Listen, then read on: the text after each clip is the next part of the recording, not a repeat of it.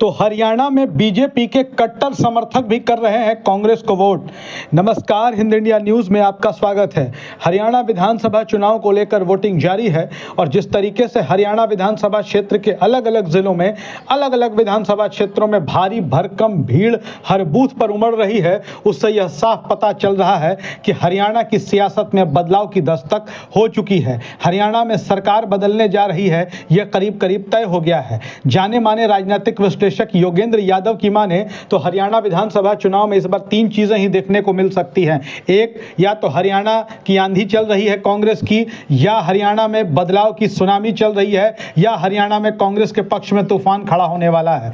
तीनों ही पक्ष में, तीनों ही बातों में कांग्रेस को फायदा होने जा रहा है और कांग्रेस की सरकार हरियाणा में बननी करीब करीब तय हो गई है। हमने देखा जब सुबह से तमाम पत्रकार जो चुनाव को कवरेज कर रहे थे, अलग अलग बूथों पर जा रहे थे, लोग कहते थे कि हम तो भारतीय जनता पार्टी के समर्थक हैं जी, हम तो नरेंद्र मोदी के समर्थक हैं जी, हम तो बीजेपी के कैडर हैं जी, वोटर हैं जी, लेकिन वोट इस बार हम कांग्रेस को देने जा रहे हैं क्योंकि हरियाणा में बदलाव जरूरी है। दरअसल आपको बता दें कि पिछले 9.5 सालों तक हरियाणा के मुख्यमंत्री रहे मनोहर लाल खट्टर की काफी विरोध है हरियाणा के हर इलाके में, लेकिन इसके बावजूद भारतीय जनता पार्टी ने इस बात को भांप लिया, नायब सिंह सैनी को नया मुख्यमंत्री बना दिया। लेकिन हरियाणा को जनता नायब सिंह सैनी को भी पसंद नहीं कर पा रही है। कहा तो यहां तक जा रहा है कि हरियाणा के मुख्यमंत्री नायब सिंह सैनी की अपनी सीट लाडवा भी फंसी हुई है। नायब सिंह सैनी चुनाव जीत भी सकते हैं, हार भी सकते हैं, कांटे की टक्कर है। और जिस तरीके से नायब सिंह सैनी जो मुख्यमंत्री के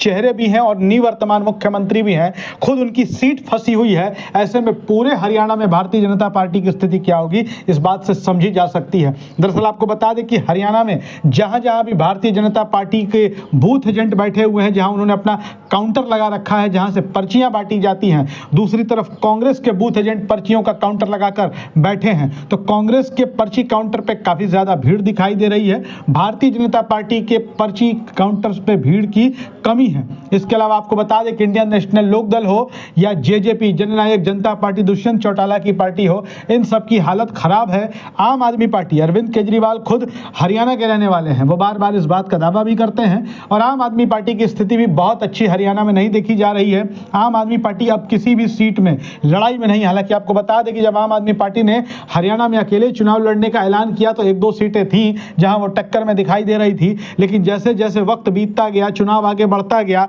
चुनाव प्रचार बिल्कुल शबाब पर पहुंचता गया, आम आदमी पार्टी लड़ाई से बाहर होती गई और आम आदमी पार्टी भी अब किसी भी सीट पर लड़ाई में नहीं है। हम मानकर चल सकते हैं कि सीधी टक्कर कांग्रेस और भारतीय जनता पार्टी में है।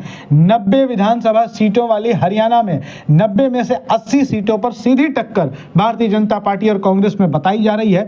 बाकी के 10 सीटों पर कहीं ट्रायंगुलर फाइट है, कहीं चतुष्कोणीय मुकाबले जैसी स्थिति है, लेकिन हर हाल में कांग्रेस को फायदा हरियाणा में दिखाई दे रहा है।